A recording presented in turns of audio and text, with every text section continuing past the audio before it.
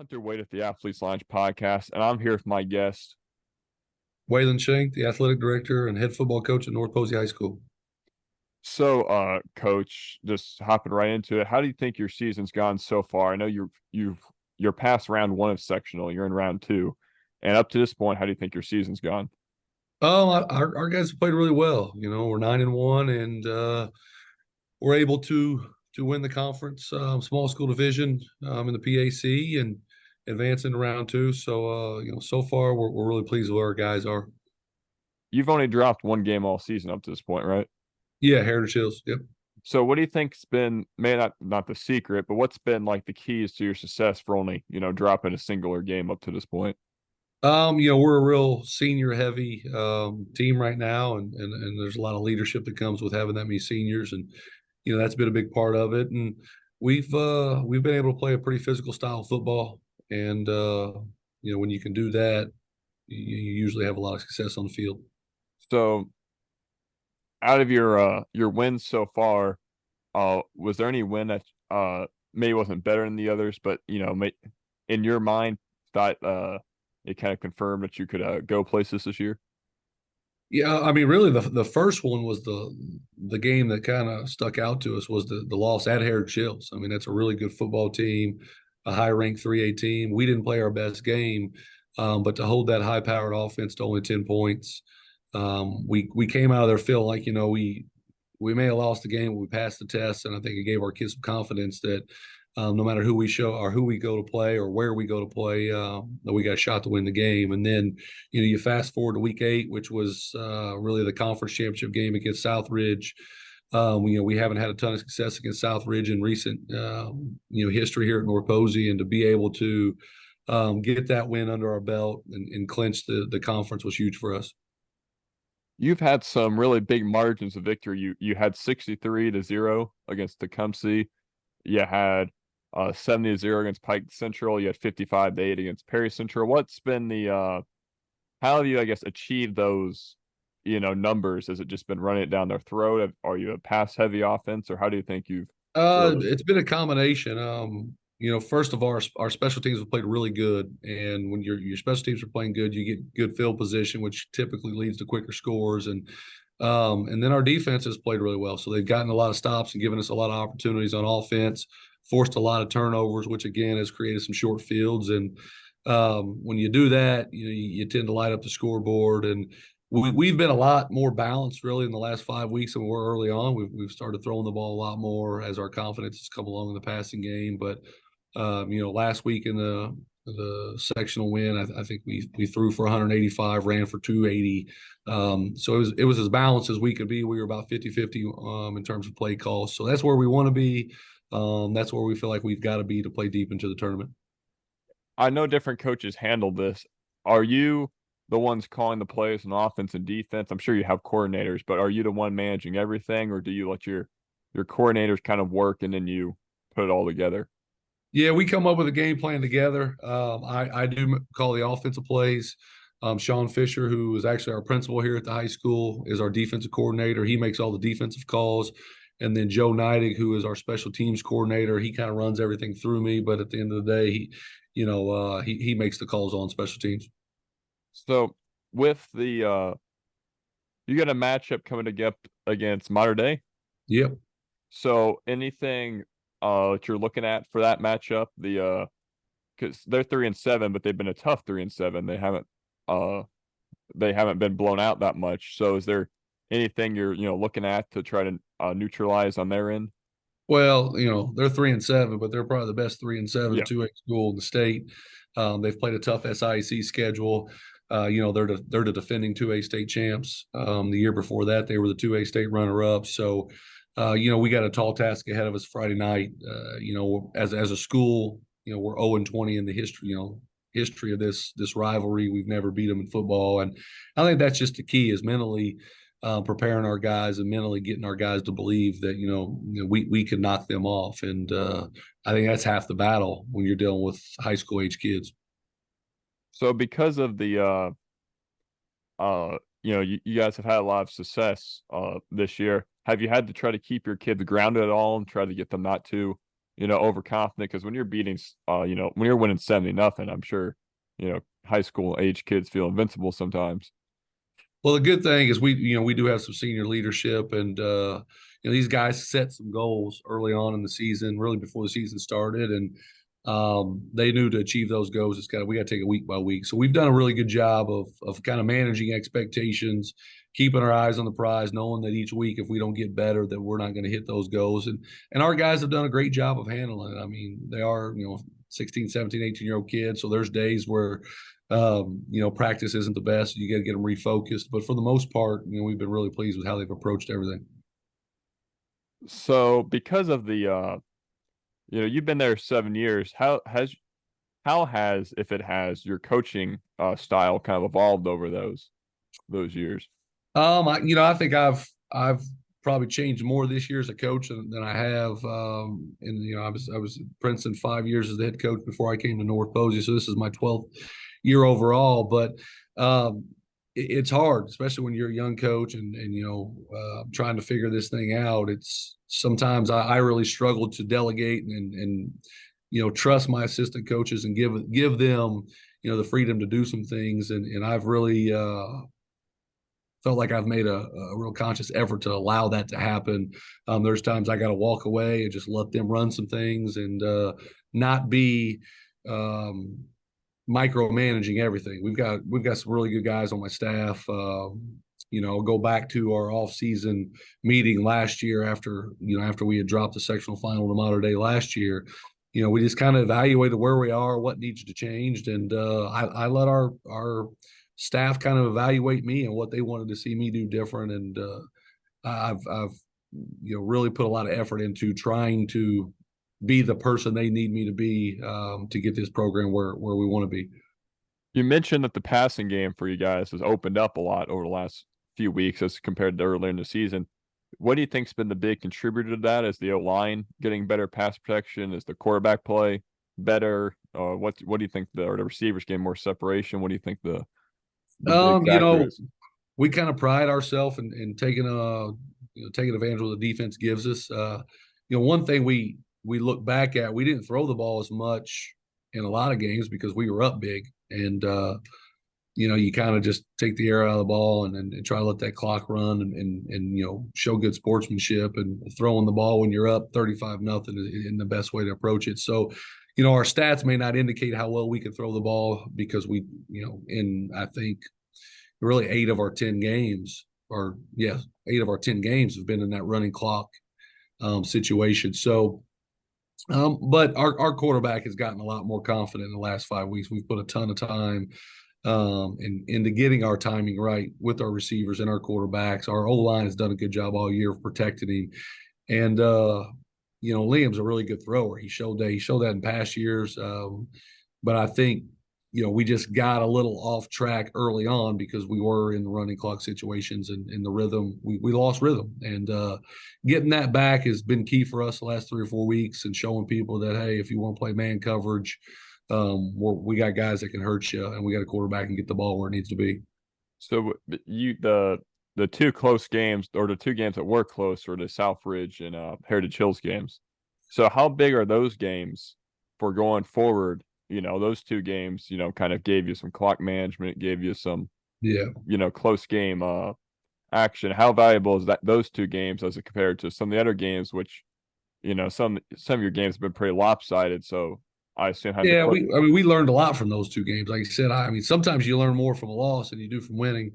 And looking back at the Heritage Hills game, I told our guys, the next week, hey, I was too conservative. As a play caller, we needed to take some chances. We tried to make some adjustments there in the second half to do that. And as soon as we did, our quarterback got hurt, and we had to put a freshman in to play quarterback to finish the game, and it really limited what we could do. But I think we've grown from that. You look at the Southridge game, we got up big, 21-0, and then we had some adversity hit where we fumbled, and they returned it for a touchdown, and we had a bad special teams play, and a few calls didn't go our way, and our guys kind of panicked a little bit. But I think those are the moments you learn from the most, and we're going to have to make sure we handle those situations a little differently Friday night because we're expecting a close game. Because you oh, I just blanked. Oh, the no, uh, you're North Posey's a little bit of a smaller school. Uh, so how hard did you when you first got there? How hard did you have to work the hall? Recruit in the hallways. Walk the hallways, do some of that when you first got there. Was the team already pretty much at a good number? Um, the high school wasn't bad as far as numbers go. I think we had to put more effort into getting our youth program where it needed to be and getting kids out at a younger age. Getting our junior high. I think we only had one team when we started, and we wanted a seventh and an eighth grade team, and we've gotten those numbers up. Uh, but you're right. When you're at a small school, sometimes you just it is what it is. Last year we only had two seniors, and um, as hard as we hit the hallways, as a staff, there really wasn't a whole lot of options out there to bring guys in that could help the program too much. So, we're in a situation where a public high school, we're a small school. You kind of take the guys you get and try to make the most of it. And we're fortunate right now where we've got a huge senior class. We've got a really big junior class. We got good freshman numbers. We've got good junior high numbers, and our youth numbers are probably at an all-time high. So it's all about getting them interested in football early. If you can do that, you kind of keep the numbers up as they progress through school. So you talk about the junior high kids. Do you have anything you give the junior high coaches to kind of look at for some programs like to try to keep their playbook kind of the same and then it just gets more sophisticated as they get older, or are they kind of on their own until they get to you? Yeah, it's hard. It's hard for junior high kids to do what we're doing, Yeah. but at the same time, we really focus on using the same terminology. So if we're going to run base plays with base blocking schemes, we want our junior high coaches using the same terms that we're using, so they get used to it. We try to do similar drills with our offensive line, defensive line, so that the kids just get programmed into when they get to us. If we say this or we talk about this technique, they're familiar with those terms. And in the past, I've tried to give them the exact same playbook, and I've learned that they don't execute it the right way because they're young, and then they really don't remember too much of it anyways when they get to us. So it's kind of beating your head against the wall, and I'm not sure it's really worth that time. The I guess the terminology is the most important part anyway because it stays consistent throughout. Yeah. Be, you talk about your special teams. Why do you think your special teams has been so effective this year?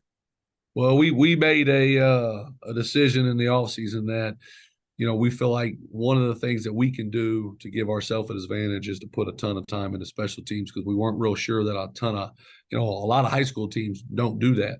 We've seen that when we watch other teams' films, where it's almost like special teams are an afterthought.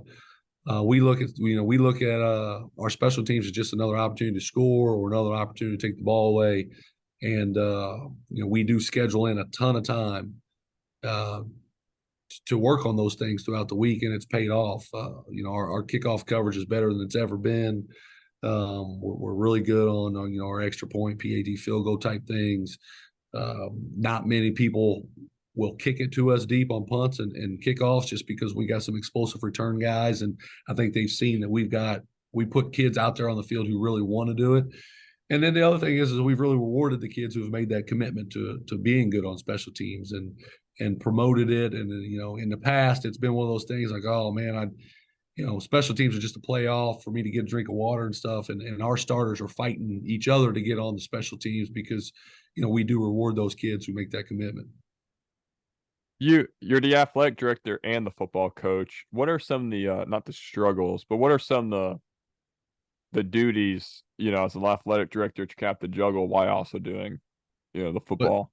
it's a lot of time. I'll tell you that. It's a lot of time, and there's times where we're at practice. We practice from 3:30 to 5:30, and at that same time there may be a golf match going on, or tennis match, or soccer starting, and it's a little frustrating at times because coaches will call you and they want something and they need something, and you're trying to run practice, and then as soon as practice is over, you're running in to try to get a volleyball match started, and it is it's just you got to do a lot of planning. You got to do a lot of prep work.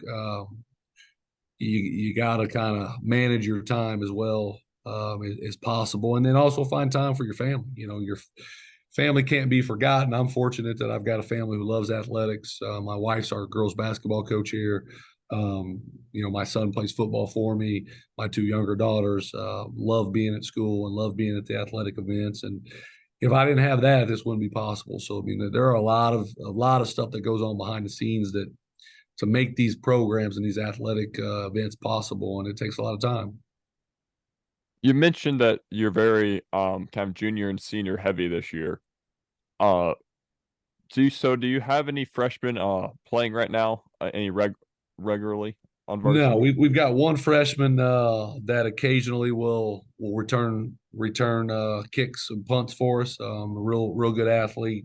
He's really our third or fourth running back on our roster, but he's got some unique skill set which allows him to return some kicks for us.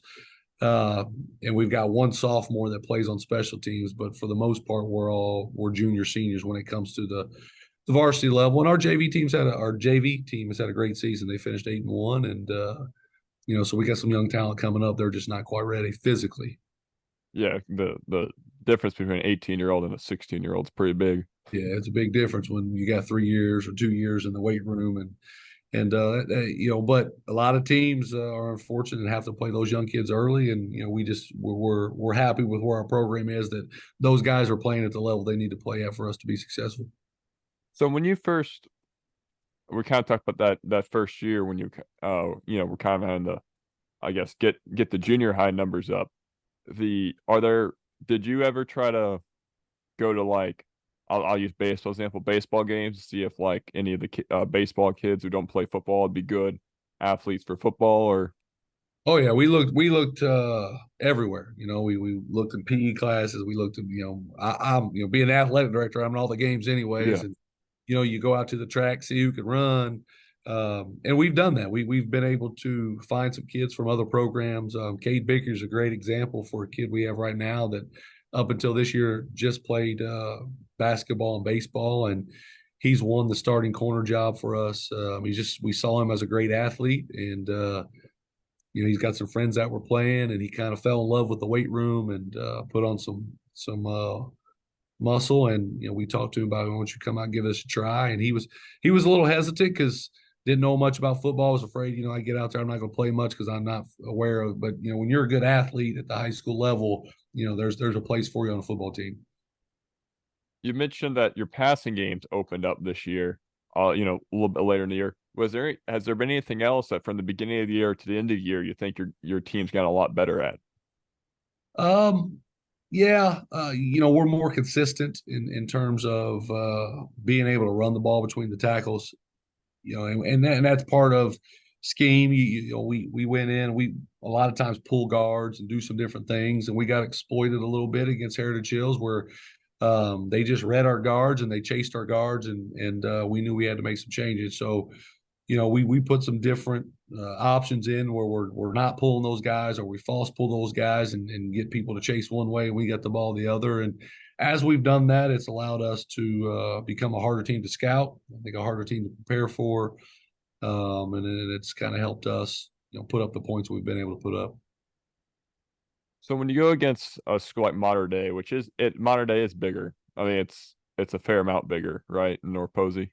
Well, enrollment wise, yeah, I mean they are bigger, but the big thing they got is it's a private school, and most of the kids that go to school there are involved in something, whether it be football or basketball, baseball, what they're there involved in extracurricular activities. Where we're a public school, and that doesn't always Yeah. happen.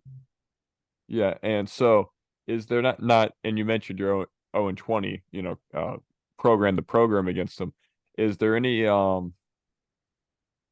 type of I'm trying to word this is not fear. Is there any type of thing that you're, preparing your kids with on, I guess, how to face an opponent that's win-loss record's tough this year, but it's tough and Mater Dei's always consistent. They're always good at the very least. At the bottom Yeah, line, they're good. our guys knew coming in. We set some goals. One of that goal was to win a sectional, and we knew that sectional was going to go through Mater Dei. At some point, to win the sectional, you're going to have to beat them.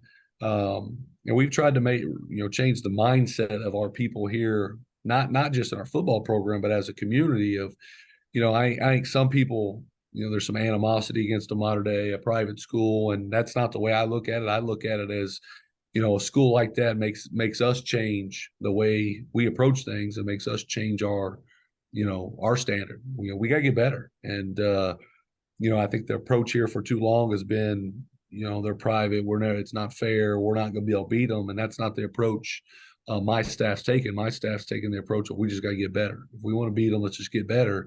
Control what we can control. And it has. I mean, a school like that makes you raise the standard and makes you do things different in terms of trying to catch up with where they're at. And we feel like we've closed the gap, and really Friday night will be a great test for us to see if what we've done has worked. Because we've mentioned the passing games opened up. Have you had are the running backs, I guess, supportive? I assume the running backs are just getting less touches because of that. Are the running backs supportive of that, or the running backs just want the ball more? Well, we move Jed Galvin right now is our leading rusher. He doesn't have as many carries as some of the other guys, but he's our leading rusher in terms of yards. He also plays in the slot, so he gets involved heavily in that pass game. Colton Gardner, who is our starting running back, he's got more carries than anybody on the team. I mean, he's a team guy. He doesn't get too caught up in yards and touchdowns. He wants to win. He wants to keep playing. And that's been great for us. And then, the third guy who runs the ball for us a lot is our quarterback, and Liam Stone. And, so he's involved in all of it. But all in all, I mean, the thing I've been most proud of is our receivers, our tight ends, who haven't got frustrated early on that they weren't getting the ball as much. They just kept working, doing what they're supposed to do, kept playing on some of those guys playing on the defensive side of the ball too. And, the focus for those guys have just been win. We need to win. And if that means we got to throw the ball, let's throw it. If that means we got to run it, let's run it. If I got to go play defense, we'll go play defense. But it's been, in all honesty, I was worried about that going the game into the season. Is we've got a lot of different guys who need touches, and trying to get them all the ball has been probably the biggest challenge of me as a play caller. But how they've handled that has been awesome to see. It's been a team first approach, and those guys haven't got discouraged. Was there any effort to try to, I guess, like during a game, get a ball to, a guy maybe hasn't touched the ball yet? Has there been like moments where you've had to like kind of force it to him? Yeah, we chart some things, and our guy up in the booth will tell me, hey, so and so hasn't got any touches this half.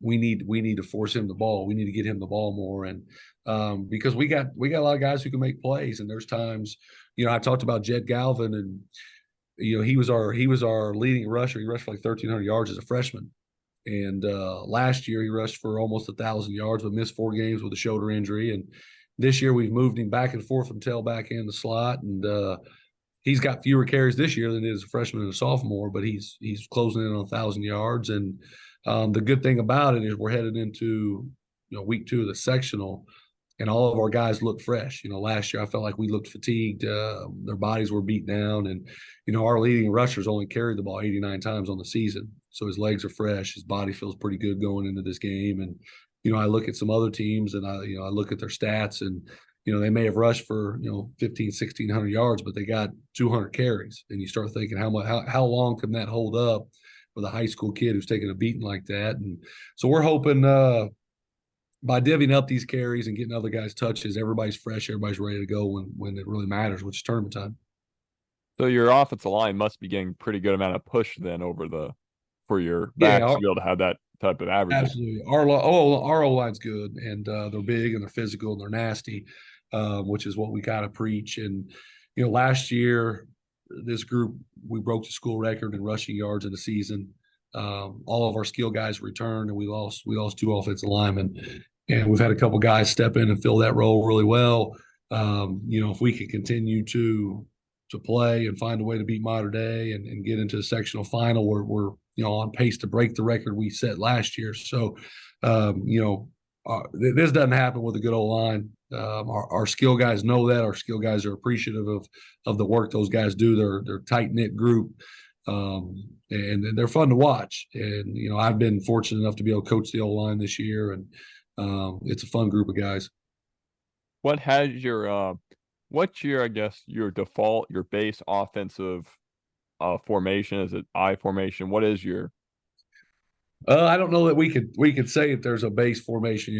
My staff gives me crap all the time because we got too many formations in, and the kids know the 50 different formations we show, but sometimes our staff gets lost in what we're trying to do with some different tags because they're not running all the time. But that's one thing we like to do. We like to show a lot of different things and keep it simple for our guys up front with what they're reading and their calls.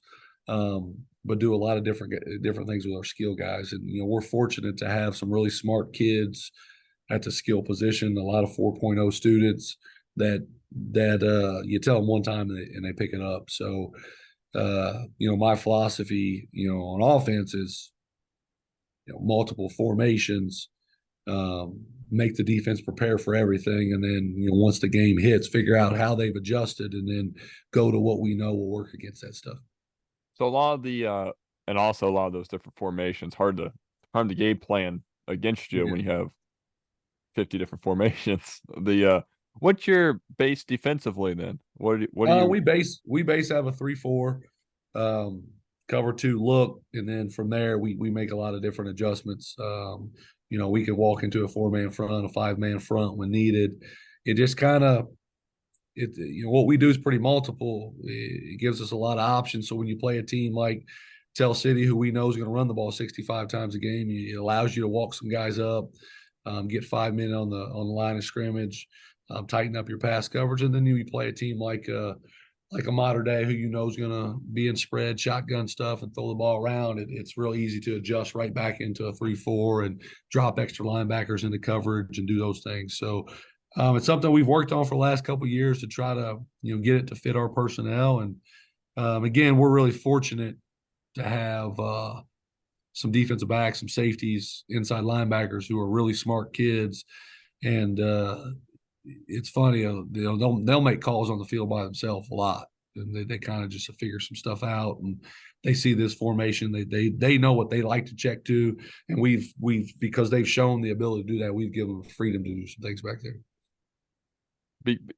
between your two, the 12 years at the two schools, what do you think's been the hardest position to replace when you lose a kid, when you lose a senior at one position? Is it? Is it quarterback or is it something else at this level? Um, I think the most overlooked position in football is probably your offensive center. You typically only hear about your center if he has a bad snap or he misses a block. And we're fortunate to have a kid who started 3 years there in Cage Christie, and he's been really good for us. He communicates really well for us and makes a lot of line calls. And knock on wood, hadn't had any bad snaps all year. And he's an ultimate competitor. And then quarterback's always hard to replace. A lot of times in high school football, they're your most dynamic athlete. Um, a lot of times they can dictate what your offense can do. If you got a kid who can run and pass, it makes it really hard. We have a kid like that who can do that now. That he's just as good with his arm as with his legs. And if you get a kid who's limited, where he can only throw, doesn't run well, then that makes it easier on the defense. But we've been fortunate to have good kids. But if I had to say the two hardest things to replace, as a high school coach, probably your center and your quarterback. That's really all I have question wise. Is there anything you want to add? Any kid you want to shout out? No, Any man, I mean, our guys have been playing really well. It's been a team effort all year, and it's been really fun. And I'm fortunate to be in a place like I am in Poseyville, and small town football. It doesn't get better than that, and I think we do it as well as anybody around as far as a community. So you guys play Mater Dei on October 27th. Correct. Yep. You home or away? 6:30 at the Wrights Bowl. We'll be away. Neutral. Yeah. Yep. The so I guess go Vikings. There you go. We like to hear that. The Ivan Hunter Way at the Athletes Lounge podcast, and that's all I got. Hey guys, this is Hunter Way at the Athletes Lounge podcast. Please like, share, and subscribe where you can. Thanks.